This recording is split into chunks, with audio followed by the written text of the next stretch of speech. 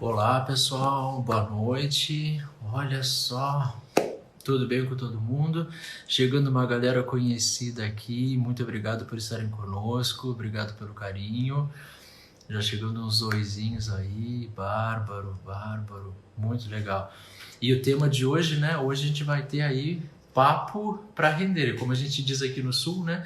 Vai ter muito pano para manga. Hoje a gente vai conversar sobre muita coisa. Vai ser um papo bem legal. Por favor, alguém consegue me sinalizar se o som tá bom, se vocês estão me ouvindo bem, se tá chegando bem o som aí, só mandar um certinho.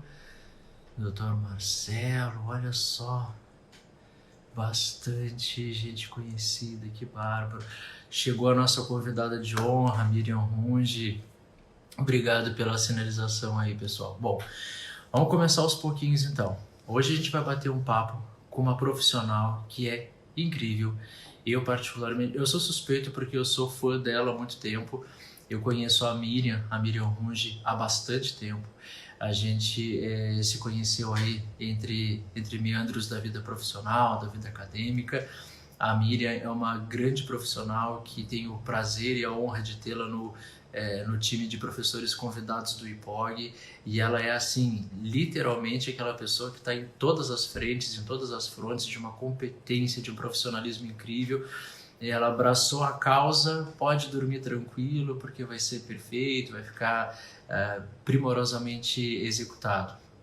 E a Miriam é uma profissional assim já de, ela vai se apresentar obviamente de uma forma muito mais precisa, mas é uma profissional aí que vem de uma larga experiência de projeto, uma larga experiência de algo que na arquitetura recentemente começou a se pesquisar e se trabalhar, e a Miriam já vinha com isso há bastante tempo, que é a parte de gerenciamento, a parte de gestão, gestão de escritório, gestão de obra, gestão de processos, gestão de projetos, de pessoas, enfim, ela sempre teve essa pegada muito forte. É uma competência incrível na parte projetual também, já participou de várias Casa Cor, e agora com a chegada dos estudos de neurociência aplicado à arquitetura, à neuroarquitetura, a Miriam já vinha com outras linhas de processo nesse sentido, que obviamente agora se encaixam e fazem parte dessa gama que a gente acaba conversando. E a Miriam, inovadora como sempre, né, sempre fazendo vanguarda na carreira e na trajetória dela, começou a se dedicar ao campo do neurobusiness, do neuromarketing, e isso muito aliado à arquitetura, aos processos dentro da arquitetura, dentro do design. Inclusive, ela tem um processo Sensory, que ela vai comentar um pouquinho agora, o método Sensory, que é tudo isso aplicado à área da gestão, enfim. Então a gente vai ter a oportunidade hoje de conversar com uma pessoa assim de uma bagagem gigantesca, enfim, a gente vai ter muito para dialogar com ela. Vou chamar a Miriam aqui para a gente poder começar. Opa, perdão, fiz uma inversão. Deixa eu ver como é que eu volto para cá. Segura aí que eu acho que eu toquei em algo que não deveria ter tocado, mas enfim, para aí, deixa eu ver. Aqui, aqui, desculpa, pronto, pronto. Finjam que não aconteceu, fingem que não aconteceu. Vamos chamar a Miriam aqui, deixa eu achar a Miriam, aqui está ela. E a Miriam vai nos agraciar essa. Olá, Miriam, boa Oi, noite, Lori, tudo tudo bem? bom? Boa noite. Por favor, desconsidere a barbeiragem aqui da tela. Faz Enfim, parte. Miriam, Tá me ouvindo bem faz aí? Tá tudo parte. certo? Sim, sim, ouço bem. Você me ouve bem também? Sim, tudo certo, perfeito. Perfeito, perfeito. Miriam, inicialmente, muitíssimo obrigado pelo aceite do convite. Imagina. Obrigado por essa parceria que a gente tem aí de muitos anos em conjunto, né? Vida profissional, vida acadêmica. Eu falei rapidamente aqui. Fiz uma apresentação muito pequenininha de toda essa sua trajetória. Agora vou pedir para que você se apresente um pouco melhor. De verdade, é com muito carinho que eu recebo você, pela amizade, pelos anos aí de parceria. Inclusive, vocês estão vendo esse selinho que está aqui do NeuroArc, o livro. Essa mulher, a Miriam, foi uma das grandes alavancas. Ela, cara, você tem que fazer o livro, faz o livro, vai lá, não sei o quê. De vez em quando a gente trocava mensagens assim, falava, e o livro, você já está no livro. Então, ela foi uma super incentivadora, enfim. Enfim, temos muitas histórias aí. Miriam, por favor, traz um pouquinho para o pessoal que está aqui conosco, um pouquinho da sua trajetória, para aos poucos a gente ir entrando aí no neuromarketing, no neurobusiness, enfim. Então, Luri, eu me formei já agora em 2020, fazem 27 anos. Então, é uma longa trajetória aí na arquitetura. Me formei em arquitetura de interiores, né, dentro de um grande escritório aqui na minha cidade, Porto Alegre. E até os 10 anos de formada, eu fui trabalhando, abri meu escritório um pouquinho depois e tal, e fui trabalhando. Quando eu fiz 10 anos de formada, eu estava cursando a minha primeira pós, e eu tinha vendido um apartamento que eu tinha comprado, e esse apartamento rendeu um dinheiro lá que acabou. Em algum momento, o dinheiro acabou. E quem já foi meu aluno sabe dessa história toda. E esse dinheiro acabando, eu me dei conta assim, gente, mas o que aconteceu? Para onde que foi esse dinheiro? Né? E eu comecei a pensar assim, se eu não adquirir nada, onde é que está esse dinheiro? Esse dinheiro foi comido, literalmente comido pelas contas do meu escritório, que eu gerenciava na época de uma forma completamente que eu faço hoje. Então, naquele momento, lá por 2003, eu senti muita necessidade de estudar gestão. E aí eu fui começar a procurar onde é que havia um cursos de gestão, não havia, diferentemente de que hoje, né? A gente joga ali no Google cursos de gestão, a gente tem um monte de coisa para escolher e para filtrar e para seguir, né? Aquela época não tinha muita coisa. Então eu comecei a fazer gestão no Sebrae, preço de venda, tudo que aparecia. Esses dias eu até estava olhando, nossa, quanto curso eu fiz naquela época para buscar um formato diferenciado de fazer a gestão do escritório. E naquela época, ali por 2004, 2005, tocando o meu escritório a milhão, fazendo casa-cor e tal, eu criei um curso de gestão do escritório de arquitetura, porque eu achava ali, essa ideia já começou quando eu tinha 10 anos de formada. Eu achava que se eu pegasse esse pacote de experiências minha, quebra, levanta, quebra, levanta, quebra, levanta, né?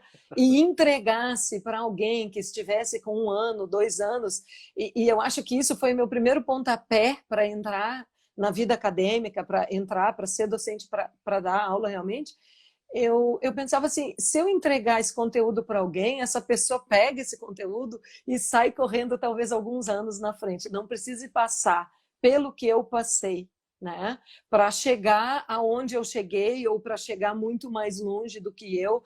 E toda a nossa classe de arquitetura, design, engenharia, enfim, toda a área pudesse se alavancar junto, porque já naquela época se falava em uma crise, os arquitetos já se queixavam de falta de trabalho, de clientes difíceis, enfim.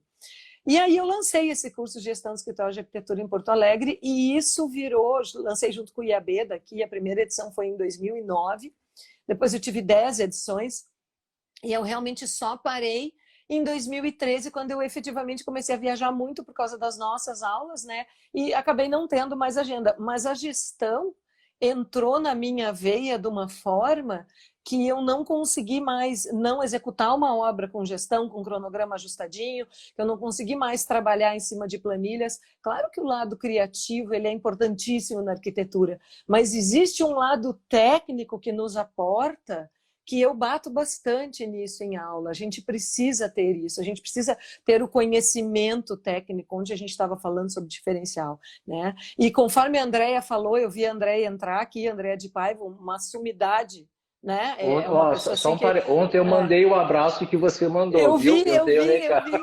Eu vi porque eu consegui ver a live depois e, nossa, fiquei assim, uma querida, uma sumidade, uma pessoa incrível. E esse bichinho que ela diz assim, ó, a neurociência pica a gente de uma forma, né? A gestão também não sai mais de mim. Então, para mim, tudo é gestão, né? E a partir daí as coisas foram indo, foram indo, foram indo.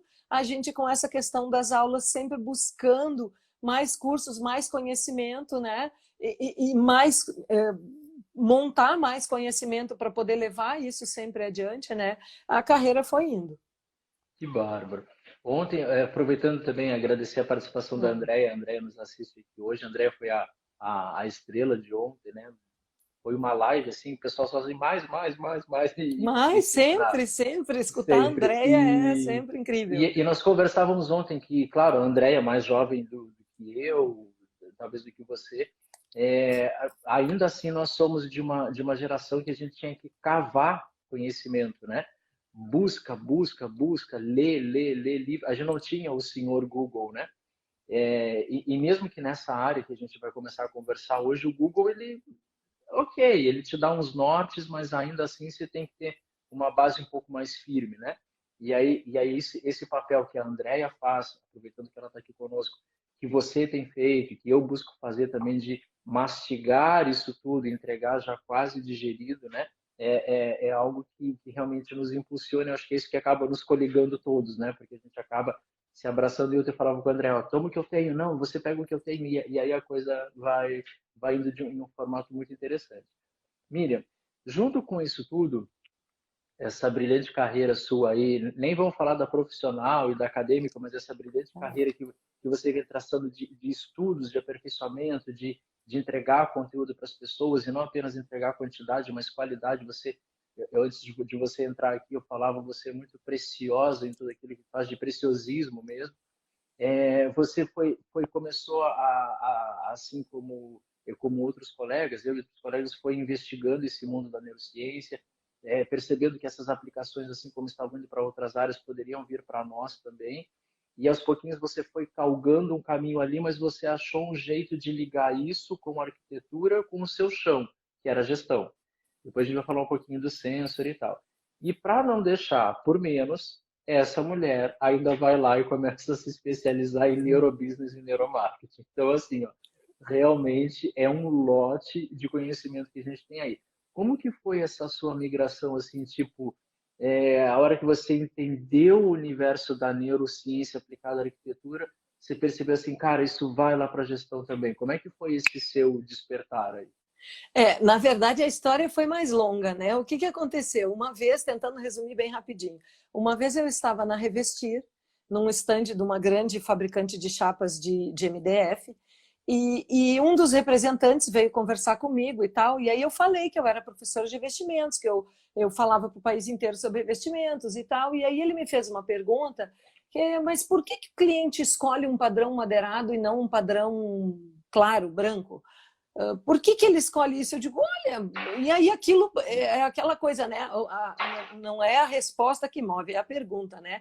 Eu fiquei com aquela pergunta na minha cabeça. E casualmente ele me disse que morava em Cuiabá. Quando eu fui dar aula em Cuiabá, eu me encontrei com ele.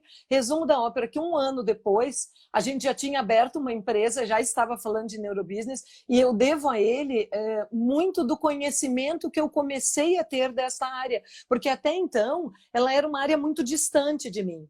E aí a gente já estava abrindo uma empresa para trabalhar, para fazer pesquisa e tal, enfim, como a Andrea falou ontem, pegando as palavras dela, não tem mais volta. É um caminho que a gente se apaixona e eu vou te dizer assim, ó, o que foi que aconteceu comigo?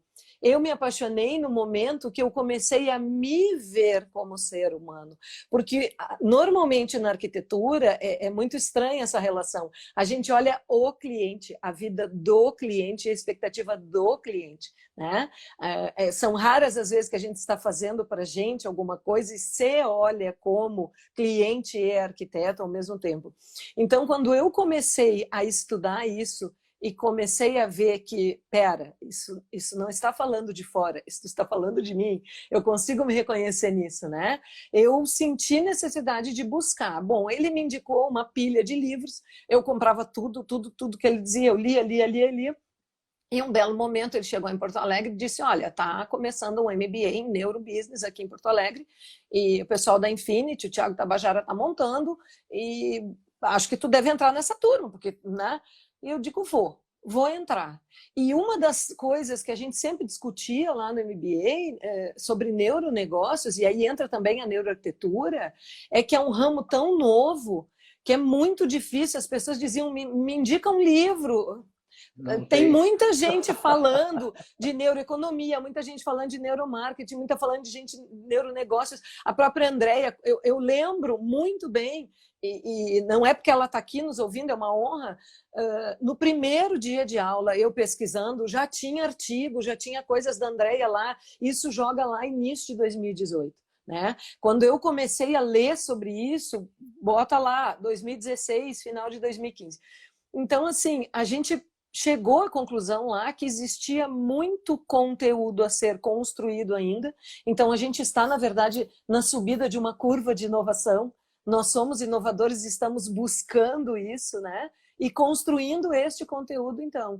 E por que não construir esse conteúdo aqui no Brasil, né? Por que a gente tem que sempre só se pautar com tudo? Claro que o que tem lá fora, o que está acontecendo, está tudo certo, a gente lê as referências, a gente busca referências, mas por que não a gente acreditar que aqui a gente também pode produzir bons conteúdos, que nós temos excelentes profissionais e que a gente também está nessa curva de inovação construindo muita coisa nova.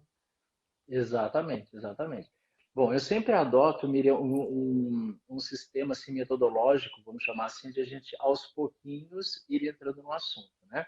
Como a gente vai falar de algo assim, a gente já vem conversando muito sobre neuroarquitetura, neurodesign, neurolife, enfim, e essa questão do neurobusiness, do neuromarketing, tem tudo a ver com o que a gente faz, porque é uma linguagem que vai no mesmo caminho, com focos e propósitos talvez distintos, mas na mesma linha.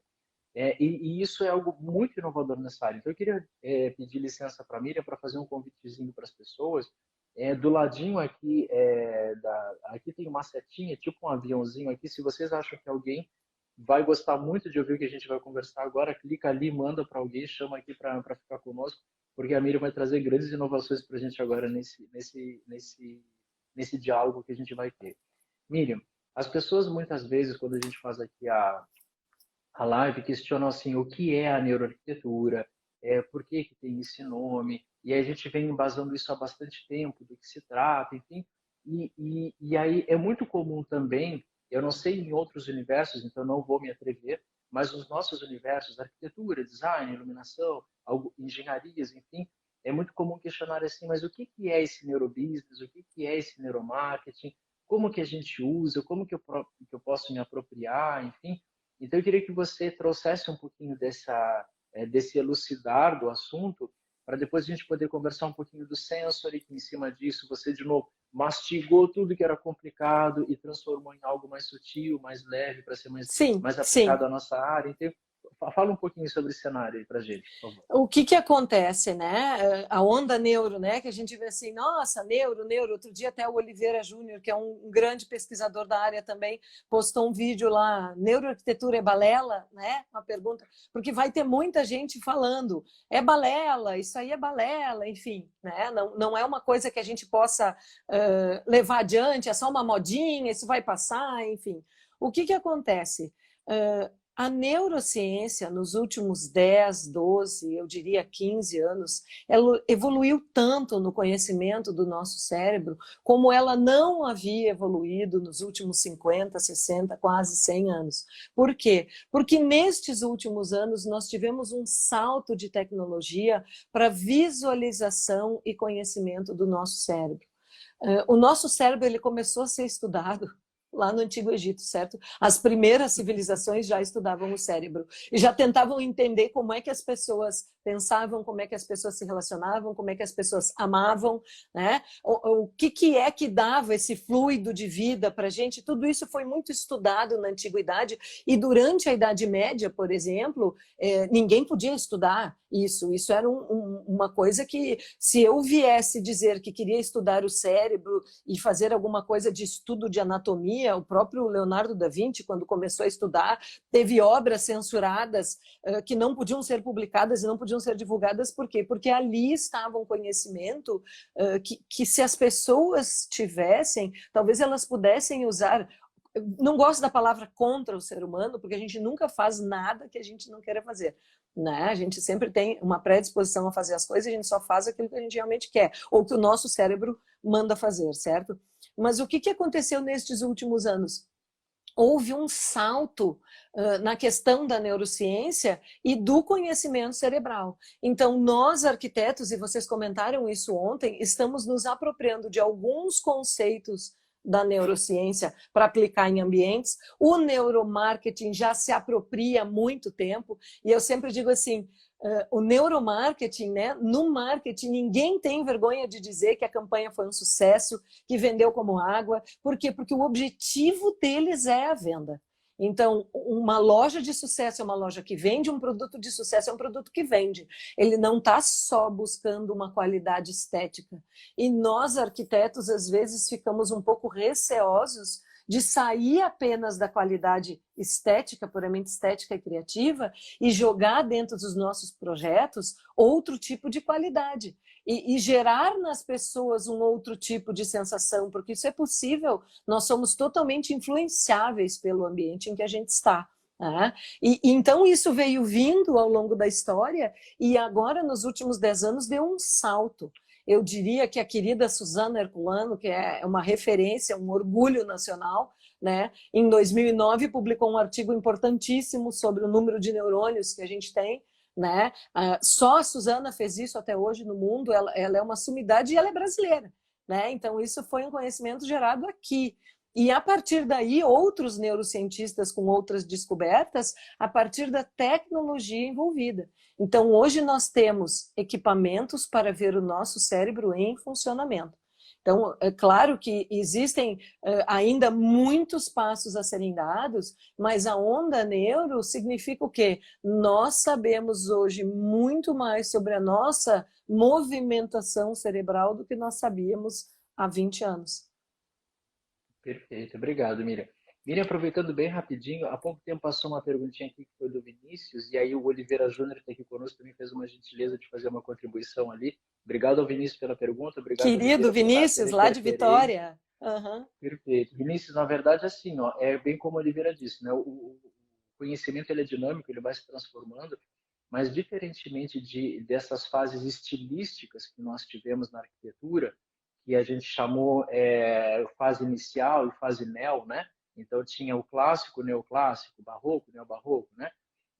A neuroarquitetura ela não entra nisso porque ela não trabalha com estilos, ela não trabalha com uma dinâmica estilística ou estética. Ela se usa de determinadas ferramentas para trabalhar esses questionamentos, e isso é independente do desenho. São ferramentas de projeto que a gente usa que, independente da estilística, elas podem ser aplicadas, né? Então, aí tem várias técnicas, tem várias dinâmicas para isso. Então, independentemente do estilo que a gente usa, a gente pode ter em paralelo a neuroarquitetura nos auxiliando aí. Obrigado. Deixa eu te interromper um pouquinho, Lori, e complementar isso que tu está dizendo. Há 20 anos, uma pessoa que sabia CAD, ela estava num diferencial. Né? Poucos sabiam CAD. Será que a gente vai projetar sempre no computador? Nossa, mas que difícil começar a projetar. Como é que projeta? O cara nem tinha o computador. Né? Então, eu, por exemplo, quando me formei, tive um colega que fez no 3D para mim, no 3D do CAD, algumas linhas, eu trabalhei por cima. Então, lá naquele momento, algumas pessoas estavam construindo esta inovação tecnológica. O BIM veio junto com isso, né? É uma inovação tecnológica. Eu tenho uma percepção que a gente está construindo um conhecimento em arquitetura que vai ser complementar a tudo o que a gente já tem, porque muitas coisas a gente já fazia sem ter este conhecimento mais solidificado, né? Mais estudado e mais solidificado e até mais provado, porque a gente consegue já provar algumas coisas da nossa movimentação cerebral. Daqui 10 anos, todo mundo vai saber, todo mundo vai ler, e a gente vai construindo esse conhecimento daqui para frente. Né, para cada vez ter projetos mais assertivos. Então, não é uma onda neuro que vai passar e tal. Não, isso veio para ficar, é conhecimento, é cognitivo humano, é o nosso comportamento, só para não perder aí. Perfeito, obrigado. E quando a gente fala de neuroarquitetura, inevitavelmente a gente fala de sensações, emoções, sentidos, e eu preciso interromper você, Miriam, porque eu vi que entrou aqui uma pessoa assim, que tem um carinho gigantesco e que vai assim... além do que eu poderia explicar aqui, que é a Greta. Eu vi a Greta passando aqui dando um oi. A Greta foi minha colega de universidade. Nós convivemos lá ao longo de 5 anos. Assim, uma pessoa incrível, assim, irmã, virou uma irmã mesmo. E só para mandar um beijão especial para a Greta, tenho acompanhado lá o bebezão dela, tá lindo também. Enfim, tem Greta, muita gente entrando aí, ó. A Karen lá de Porto Velho, ó, linda é a Karen, né? É que a Greta fez parte da minha história de graduação. A Greta, a Greta viveu nós vivemos juntos uma fase muito importante, assim. E uma pessoa assim que eu tenho um carinho imenso, um beijão incrível. Bem-vinda, Greta. Então, olha, nossos Só, alunos aí, só queridos, tá ó. vendo? Uma galera. Ó, a Hanna perguntando aqui, como ela é recém-formada, por onde começar. Para a gente poder entrar aqui no Neurobusiness, no Neuromarketing, Hanna, assim, ó, eu tenho alguns livros que eu nunca indico ir no pesado porque você assusta, né? Como eu, Oliveira, a Miriam, a gente tem que ler assim da medicina, biologia, arquitetura, que ontem eu conversava com a Andrea também, mas assim tem algumas leituras leves, por exemplo, a arquitetura da felicidade, que é uma coisinha que você lê tranquilo, vai tendo umas sacadas, é interessante. Ontem a gente estava comentando aqui, o Oliveira pautou o livro do Norman, o Design Emocional, é também uma leitura leve, mas tranquilo. Começa por essas basezinhas assim para você não assustar. Aí você vai tomando gosto. Como disse a André, depois que o bichinho pica, aí você pode, né, Nunca picou mais. É um você, caminho sem volta. É. aí você entra no site da ANFA, aí você pega artigos de peso, aí você começa a mergulhar, mas não começa por aí não. Tem que ser mais gostoso o início, né? Não que não seja o pós, mas primeiro tem que percorrer o processo, não adianta. Não, mas tem um caminho mais fácil. Tem tuas postagens Tenho, lá, que ó, são aqui o ótimas, livro, o maravilhosas lá no selinho. NeuroArc. Tem todas as postagens que a Andrea fez, porque ela fala com muita propriedade, ela escreve muito bem sobre isso. Eu colocaria mais uma pessoa que fala bastante sobre isso, a Luísa Lano. Quando eu comecei a pesquisar o que era neuroarquitetura, já estava a Andrea e a Luísa correndo, né, cada uma numa ponta do país. Então, assim, tem muita coisa e realmente, como é que a gente começa? Lendo muito, Exato, né? exato. Lendo E muito, aí, estudando. aproveitando o gancho, fazendo merchandising no site, né? O site ali do NeuroArc tem sempre artigos publicados. Lá tem artigo da Miriam, já está por sair um da Andrea, tem do Oliveira e por aí afora. Então dá uma olhadinha lá, em breve a gente vai ter o livro assim, tudo mastigadinho, pronto, entregue na mão. Miriam, vamos pegar aqui o Neuromarketing e Neurobusiness. Fala para a gente o que é essa pegada, como que a gente usa na arquitetura, traz esse discurso aí para a gente. O que acontece, né? Eu fui para o Neuronegócios porque eu adoro gestão. Então eu pensei assim, nossa, vai ser muito difícil. Aí eu tive até uma conversa com o coordenador, né? Antes de me inscrever, eu digo, gente, mas eu dou aula fora, as aulas são finais de semana. Era aquela coisa da imersão ali. Eu digo, voltar a estudar, nossa agenda é tão cheia. Mas assim, depois da conversa que eu tive com ele, eu simplesmente pensei, isso é para mim. Eu preciso entrar nesse negócio porque assim, ó, é esse caminho sem volta. O que acontece? O neuromarketing, ele já tem um pouquinho mais de tempo no mercado.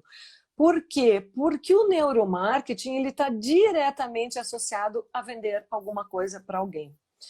Nós, desde que nos conhecemos por gente, né? Desde que a história da humanidade foi registrada, nós fazemos negócios. Os fenícios, eu sempre falo em aula, 1500 antes de Cristo, já registravam nós temos registros em tabuletas de barro de transações comerciais feitas pelos fenícios, porque eram um povo comercial. E a humanidade, ela foi comercial durante toda a sua existência. A vida social se organizava em volta da praça de comércio, aonde as pessoas trocavam coisas. Então, a gente diz, eu não sou consumista. Outro dia, uma cliente minha disse assim, eu estou saindo da área de consumo. Não serei mais uma pessoa consumista. Eu digo, certo, você vai comer como? Você vai se deslocar como? Você vai se vestir como? Né? Tudo que a gente faz é consumo. E tudo que a gente faz é negócio. Então, se eu saio para entrar em um supermercado e fazer compras hoje, isso é um negócio, o supermercado me atinge. Então, só existe neuro porque existe negócio. E só existe negócio porque existe neuro. Então, isso é um comportamento nosso de necessidade das coisas. A menos que eu vá para o meio do nada, plante a minha comida, né? E mesmo assim, esse meu comportamento neurológico vai fazer com que eu casse um animal, com que eu busque alguém para reprodução, com que eu não queira estar sozinho. Então, como é que surge, voltando então à pergunta, como é que surge isso? O neuromarketing já havia se apropriado desse conhecimento, né? Por conta de querer conhecer mais como as pessoas compram. A neuroeconomia andava ali na mesma reta. No momento que as pessoas começam a entregar este conhecimento e a gente começa a conhecer, porque, de novo, voltando lá para trás, há 20, 25 anos, eu sempre conto uma história, em 98, Não, eu já disse que eu tenho 27 anos de formada, né, Lori? Então, assim, não vou Já. entregar.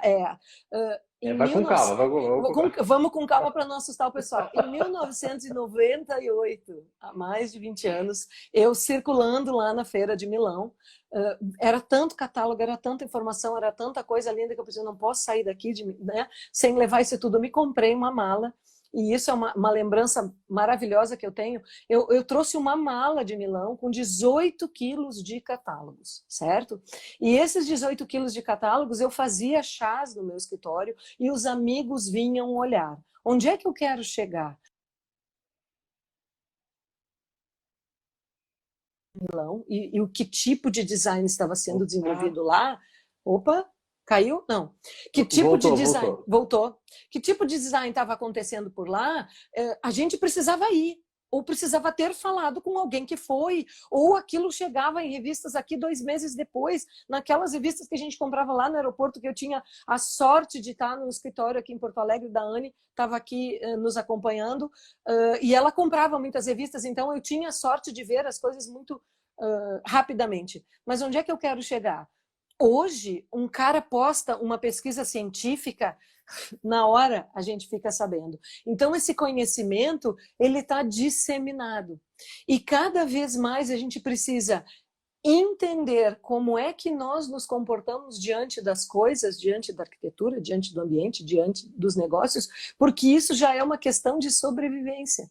Uma loja que não seja atrativa, uma casa que não seja atrativa, um negócio que não seja atrativo, ou um produto que não seja bem vendido, ele vai ser atropelado por outros produtos que estão sendo bem vendidos. Então, a gente precisa entrar neste mercado e também construir o nosso conhecimento dentro da nossa área, em cima do neuronegócios, que é o que eu estou tentando fazer dentro da arquitetura, construir um neurobusiness focado a escritório de arquitetura. Perfeito. E você, aproveitando, passou aqui a Aline, né? Beijão para ela, Aline Montenegro. Aproveitar, beijo, Aline. Tem uns quantos, o Robeika mandou um beijo aqui. Não, mas tem uma galera aqui. Tem uma galera incrível. A Mila passou aqui agora. Nath, querida, bem-vinda. Nath, lá de Balneário, querida. Tá vendo? E a gente teve um diálogo agora há poucos dias com a Marina Ott. E a Marina também, uma designer super conhecida, né? Já expôs em Milão várias vezes, morou na China, premiada na Espanha, enfim.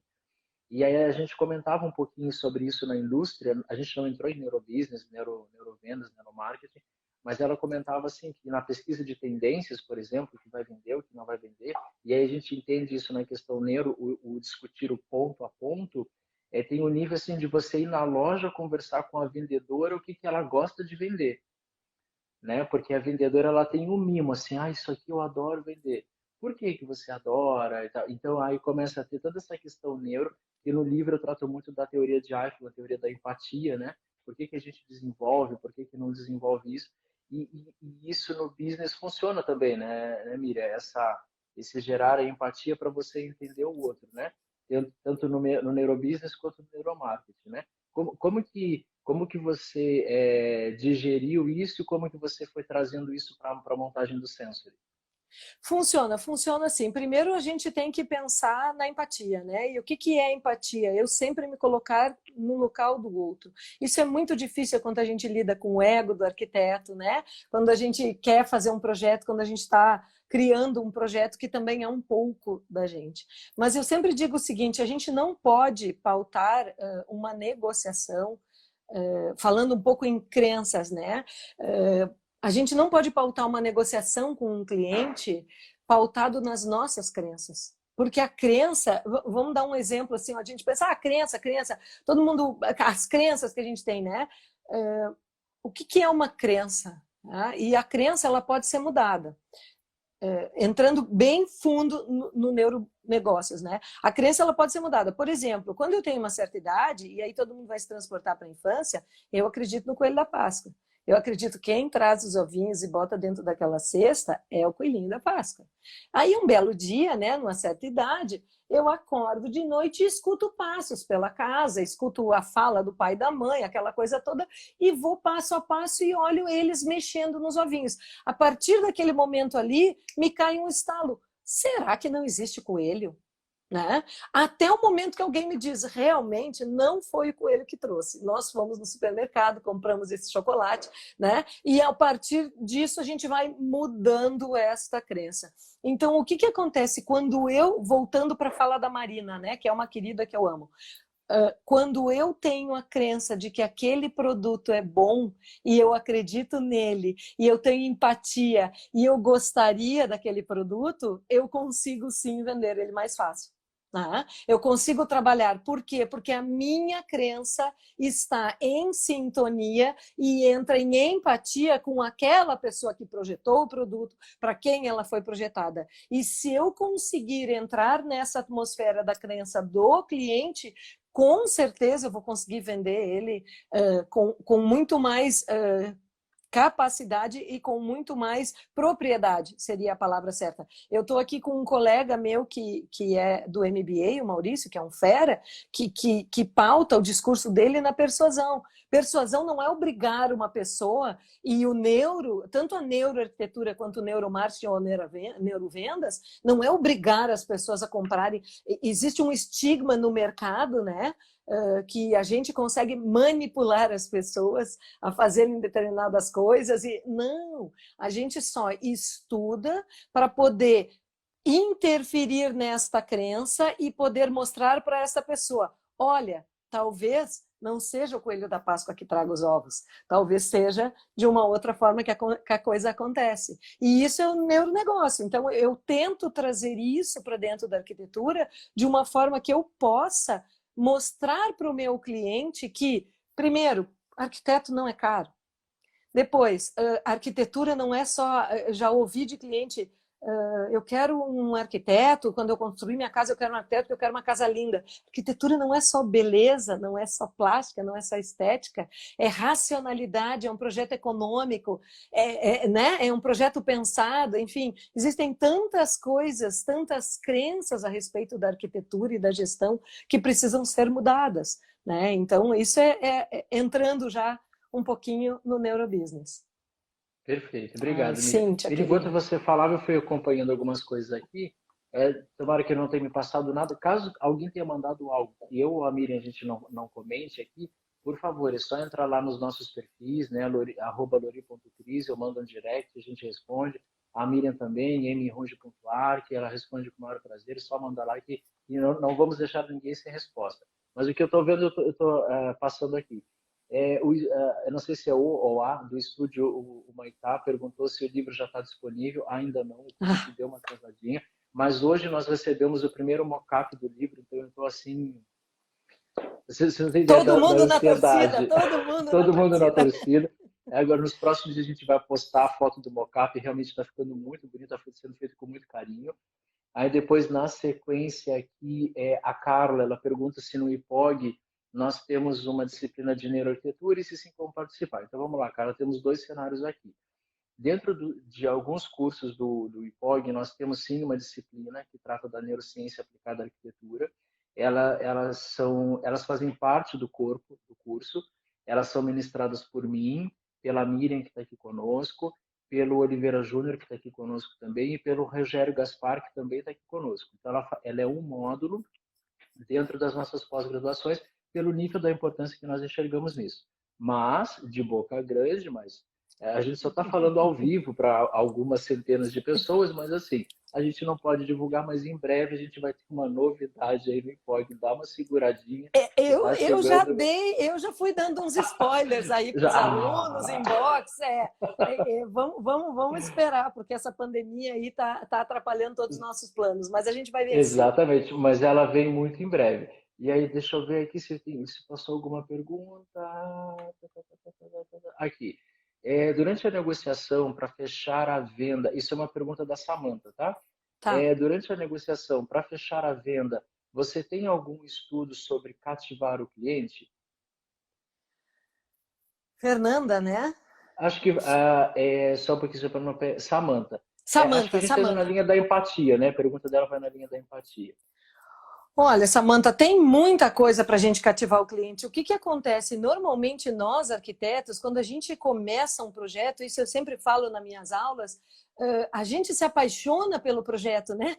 A gente primeiro se apaixona pelo projeto. Não, primeiro a gente tem que se apaixonar pelo negócio projeto, né? E como eu respiro gestão, eu consigo passear entre esses dois mundos. Não que eu não goste do projeto, que eu não perca o tempo fazendo, que eu não perca a noção das horas fazendo o projeto, eu amo, para isso eu fui fazer arquitetura.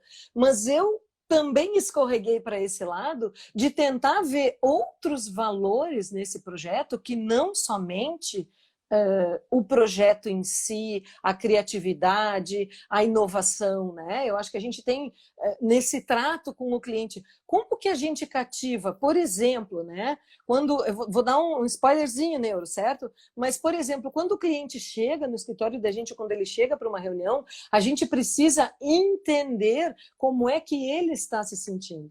Como é que a gente cativa esse cliente? Às vezes a gente chega e a gente está tão ansioso para apresentar esse projeto que a gente passa por cima de olhar como é que esse cara chegou no nosso escritório. Ele chegou bem, ele outro dia, por exemplo, citando um exemplo, chegou um cliente final de tarde, a gente tinha marcado, caiu uma chuva daquelas que cai em Porto Alegre, Belém do Pará sabe do que eu estou falando, né? O pessoal lá para cima sabe do que eu estou falando, porque Belém do Pará tem hora para cair a chuva, né? Mais ou menos aquela chuva de Belém do Pará tinha caído aqui em Porto Alegre.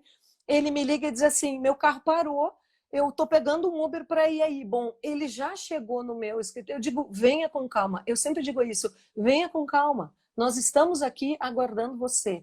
Quando eu digo isso, ele já... Eu já me conecto. É exatamente a vendedora vendendo aquele produto que ela acredita. Então, eu já me conecto com ele e isso já vai de novo para a empatia. Através de pequenas ações, a gente pode ir cativando o cliente. E, principalmente, não gerando com ele uma dissonância cognitiva. Quando eu digo não para alguém, isso não dá para fazer, eu não sei quem faça, eu digo assim, ó, eu tiro o ventil do balão, né? E ele. Então eu sempre falo nas aulas de gestão, nunca diga não para o seu cliente, diga, a gente vai olhar. E eu uso um exemplo, o cliente chega para a gente e pede assim, tem como fazer chover para cima?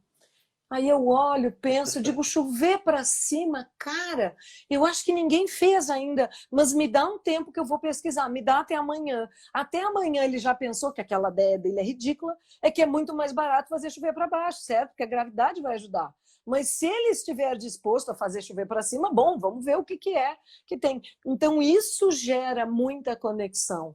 Né? E principalmente, sim, a empatia, a gente tentar se colocar sempre no lugar do cliente, não como nós protagonistas desta história, é a vida dele que vai desenrolar dentro daquele espaço. Então isso para mim também é uma alma do neuronegócio, como que a gente sai de protagonista deste projeto, apaixonado por esse projeto, para deixar, né, ele assumir as rédeas disso, né? Então, assim, acho que cativar tem muito mais coisas que a gente pode fazer, mas estas são algumas das coisas, né? Das ações que a gente pode ter dentro do nosso dia a dia com ele, para a gente poder desenvolver esse relacionamento cada vez mais, eu diria assim, tranquilo, empático, amigável, né? Uma interface mais amigável. Por quê? Porque nós estamos mudando, o mercado está mudando muito rápido. Se a gente não estiver com um relacionamento de empatia com esse cliente, esse projeto não vai ser bom. Por mais criativo, bonito e bem elaborado que ele seja, né? Ele precisa ter um relacionamento pessoal. As pessoas estão cada vez mais, e agora mais ainda, pessoais. Nós estamos cada vez mais humanos, realmente, né? Exatamente. Isso que você fala, né? Isso efetivamente não é novo, né? Se trabalha com isso há muito tempo, é que no livro eu dedico aí, arredondando de 2 capítulos para falar da teoria de Eichmann, né? A teoria da empatia, que começou a ser estudada de forma científica na viradinha do século 18 para 19.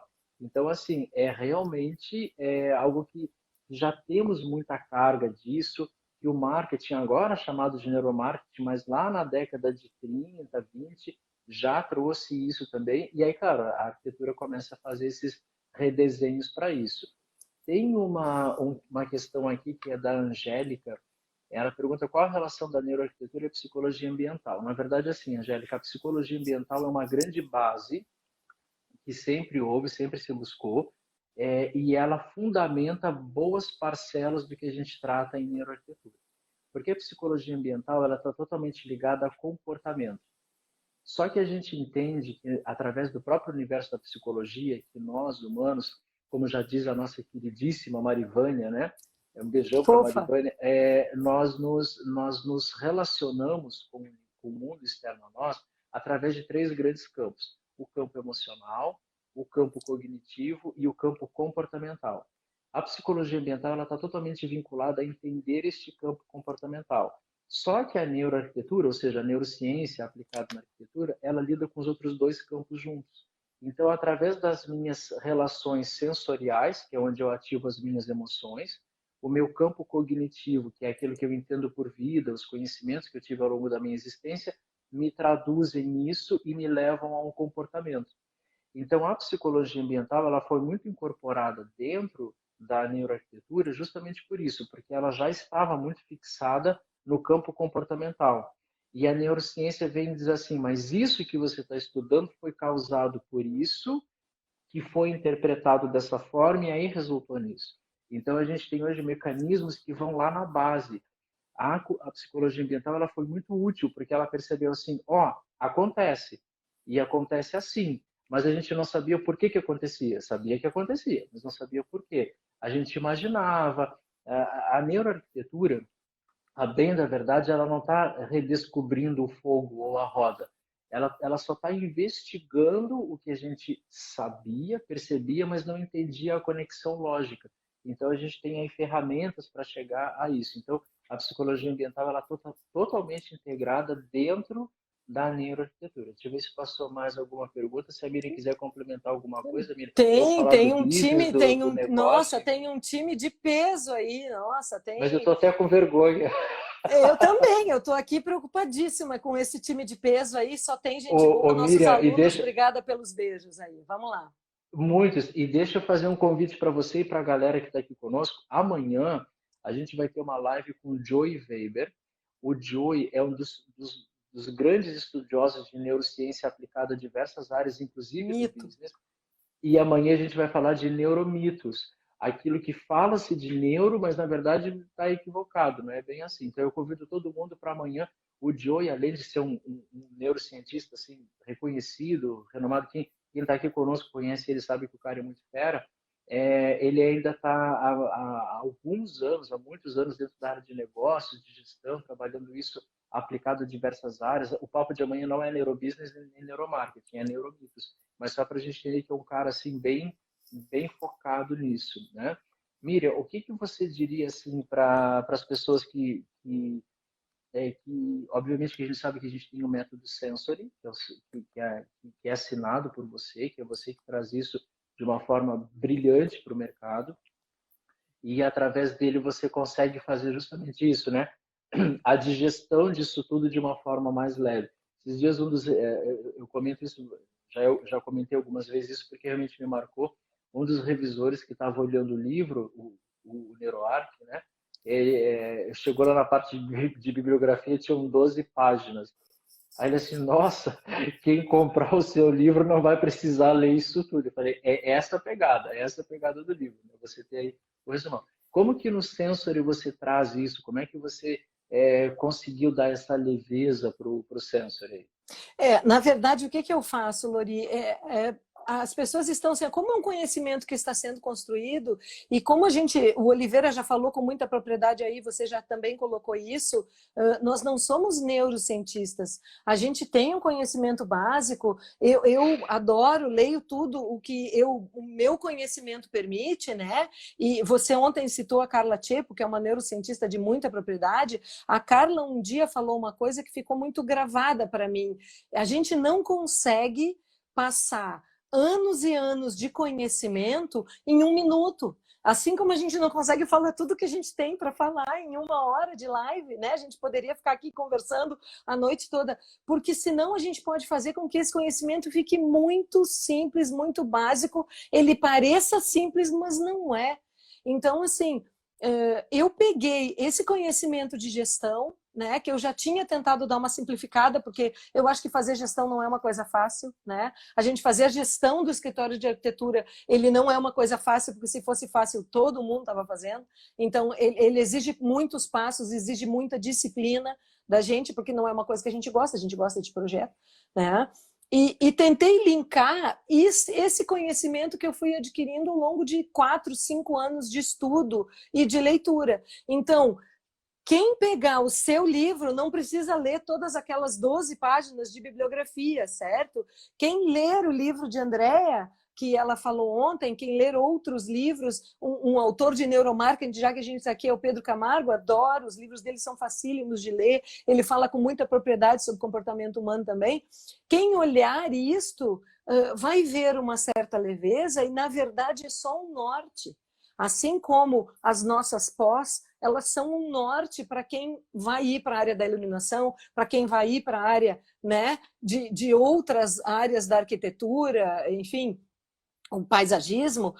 A gente traz, é um norte, é um pontapé inicial, né? Então, o método Sensor, ele é um pontapé inicial na gestão para que a pessoa consiga aplicar facilmente estas ações dentro do seu dia a dia e consiga ter um método dentro do seu escritório um pouquinho mais assertivo com o cliente, né? Por exemplo, isso que a gente falou de cativar o cliente. Com esse conhecimento cerebral que a gente tem e de que tipo de reação a gente está causando ou pode causar no outro, a gente tentar tomar decisões mais assertivas, para que não chegue lá no final a obra construída, o cliente olha e diga assim, está lindo, mas não era bem isso que eu queria. E aí ele começa a mudar a casa toda, a gente passa lá um ano depois e diz, caramba, não reconheço a minha obra. Que casa é essa? Ele, exatamente, é um processo que se modificou. Né? Mas a gente teria muito mais para falar a respeito, né? Com certeza. Vou tentar pegar algumas coisas aqui de novo, tá, Miriam? Tá. A Érica, ela comenta que Lori, Miriam e Oliveira foram um dos melhores professores que tive no IPOG. Obrigado pelo carinho, obrigado. Obrigada, Érica. Essas lives estão sendo sensacionais. Por favor, continue acompanhando, obrigado. E aí a Samantha, ela pergunta assim, existe alguma relação entre o neurobusiness e as metodologias de inovação, como design thinking, etc.? Design thinking, a gente está falando de entender processos, né? E trazer inovação para esses processos. E automaticamente, na própria neuroarquitetura, a gente trabalha com muita metodologia do design thinking justamente para isso. Para a gente poder fazer várias avaliações, macro, corta, foca, macro de novo. Então, tem um processo para que a gente possa fazer isso. Aí daria uma nova live, enfim.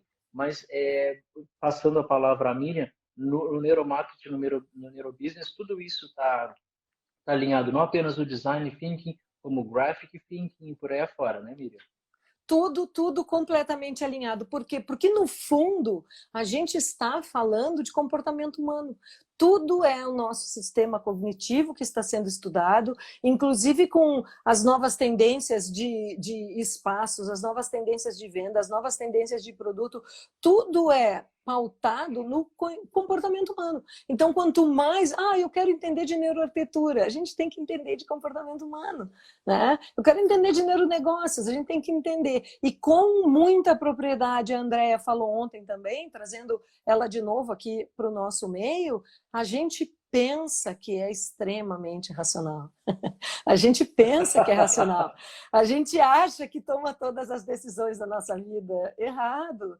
É o nosso cérebro que toma decisões. E a gente tem decisões extremamente inconscientes sem saber. A gente pode, numa outra live, fazer alguns exercícios legais assim de percepção inconsciente, porque eu vejo que o nosso tempo já está bem, né, apertado. Eu ficaria... Faltam 5 minutinhos. Então, eu ficaria assim, falando, mas, por exemplo, para a gente fechar com chave de ouro, então, vamos pensar nós aqui, né? Todo mundo está na frente da sua sala, certo? Quando eu contar 3, cada um aponta algum objeto, qualquer um objeto aí na sua sala. 1, 2, 3. Alguém apontou para a televisão, alguém apontou para um copo, alguém apontou para o celular, enfim. Isso é uma decisão consciente. O cérebro de vocês escolheu para onde apontar, certo? Agora eu vou contar de novo até 3. 1, 2, 3. Não leiam a palavra que está escrita aqui. Não tem. todo mundo leu a palavra que estava escrita ao contrário, porque ela estava ao contrário aqui na tela, e todos os cérebros entenderam o que esta palavra quis dizer. Então, aqui eu estou falando da nossa percepção inconsciente. O cérebro leu, não adiantou eu dar a ordem. Eu disse, não leiam. Todo mundo já tinha lido. Em segundos, em milésimos de segundos. Então, isso é um exemplo do consciente e do inconsciente. A gente teria muito mais ainda para falar, né? Mas que Nossa, é um delícia. universo Mais meia paralelo, hora, né, Miriam? Nilander, querido, lá No de mínimo. Goiânia. Você Goiás, sabe aqui que junto com a o gente. Vinícius colocou assim, ó, live de 3 dias. E se deixar, eu faço mesmo, Ótimo. né, Vinícius? Ó, Vamos a gente marcar outra, segue. né? Vamos, a gente Para quem está segue, a gente conosco em segue. sala de aula, são 3 dias mesmo, né? E é O sempre pouco, Obeica não aqui é? mandando abraço, abraçando Eu o saio da sala de Obeica. aula no domingo já com saudade dos alunos, é uma Já com delícia saudade, isso ver mesmo. eles aqui junto com a gente. Nossa, que delícia, coisa boa tá Ó, sempre junto com A esse Dili povo. mandando abraço. A Deixa eu ver Cintia aqui se eu aqui, ó, de consigo ir Brasília. errado. Design, eu acho que é design autismo, o nome é porque tá Aham, difícil de ler. aham. Dentro do projeto para autismo, pessoas com transtorno de processamento sensorial só tem que ficar passando o dedo. Existe algum método para ter um mapa comportamental de pessoa e interação com o ambiente construído? Olha, na verdade, a gente tem muitos estudos nessas áreas que a gente acaba chamando de população vulnerável, né? Então, aqui a gente entra com os autistas, a gente entra com o público infantil, a gente entra com o público idoso e com inúmeros outros, né? Pessoas que têm alguma característica Vera, especial. Joy. Então a gente lida muito com isso. Então, tem vários estudos nessa área. Depois, como falta muito pouquinho aqui, manda inbox lá que a gente Me passa uns manda links porque eu tenho interessantes lá. muitas dicas. Isso, me manda porque eu tenho muita gente que está trabalhando nessa área, pesquisas super, assim, ó, seríssimas na área do autismo. Eu acompanho muita gente Perfeito. também. Ó, então só lá, Oh, Miriam, só mandar lá acabou para de entrar o Miriam. Joey aqui, ó. Saudade, saudade, O, saudade, o, queridos. peraí, o Joey Weber? O Joey tá aí, o Joey tá aí. Amanhã a gente está todo mundo aqui. Tá todo mundo aqui. O Ó, mito, Joey. vixe, não, agora que você falou que o Joey tá aqui, ó, tremendo aqui. Ainda Porque bem que o ele Joey entrou no finalzinho, né, Lorena? ainda bem que ele entrou no finalzinho. Não, amanhã a gente está aí para ver o Joey. Amanhã estamos aqui com o Joey, né, fazendo aí uma super live em Neuromitos. De novo, o Joey aqui é um dos maiores neurocientistas que a gente tem no país. Nossa, um cara Inclusive, incrível. ele... Bom, amanhã vocês vão conhecer, não precisa a gente falar muito, que o cara amanhã vai dar o show dele, assim como a Miriam, assim como todos que estão aqui conosco. Nós vamos Miriam, a marcar gente outra, está... né, Lori? É. Nossa, Vamos, o com pessoal tá certeza, a gente pedindo vai... aí. Pode deixar Tá que a gente vai pedindo live de marcar. 3 dias, imagina, a outra é o mínimo que a gente pode fazer. Sim. E aí a gente, como a gente está muito próximo do final, você quer deixar alguma mensagem assim nessa veia do marketing, do business, alguma coisa que fique assim, cara, não deixem de fazer tal coisa, claro, além do sensory, óbvio, né? Mas você quer deixar algo assim para a gente poder fechar aí o nosso bate-papo? Comecem a observar o comportamento de vocês, né? Principalmente o comportamento de vocês, porque nós estamos estudando o cérebro achando que ele está fora. Não, ele está aqui dentro da gente. Nós temos alguém que manda na gente e que está dentro da gente. Então, assim, comece observando o seu comportamento diante das coisas, porque e cuidado, porque não tem mais volta.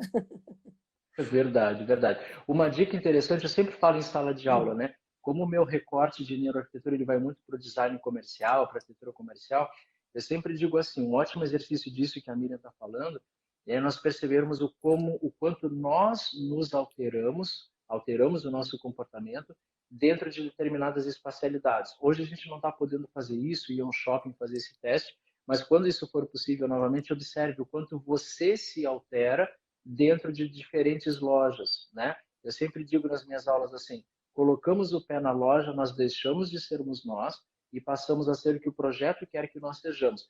Porque lá a gente tem várias técnicas, a gente tem, só recitando algumas coisas que eu sempre falo aqui, né? A gente tem técnicas de framing, de priming, wayfinding, a teoria de arte foi aplicada com as linhas construtivas o tempo inteiro. Passei por algumas experiências assim de ter o Oliveira, o Gaspar e a Miriam assistindo a minha aula, e aí a gente pôde trazer esses conteúdos. Eu até hoje me pergunto como é que eu consegui dar aquelas aulas, né? Porque eu tremia assim, cara, ele está sentado ali. Então foi muito legal a experiência, enfim. Miriam, estamos quase terminando aqui. Muitíssimo obrigado pelo carinho, Eu obrigado que por ter aberto agradeço. esse espaço na sua agenda, que a gente sabe que também é super corrida para ficar aqui conosco. Vamos marcar outras, o pessoal está pedindo, a gente vai atender. A live fica Vamos. salva aqui no Stories por 24 horas e depois ela vai lá para o canal do YouTube. Então, quem perdeu aqui, não puder entre hoje e amanhã, vai estar no YouTube. Obrigado de coração, Miriam. Obrigada, pessoal. Obrigada aos alunos, aos colegas e ao Lori, claro. Ele não se acha, mas ele é também um grande mito. Fica o convite para amanhã, 7 horas.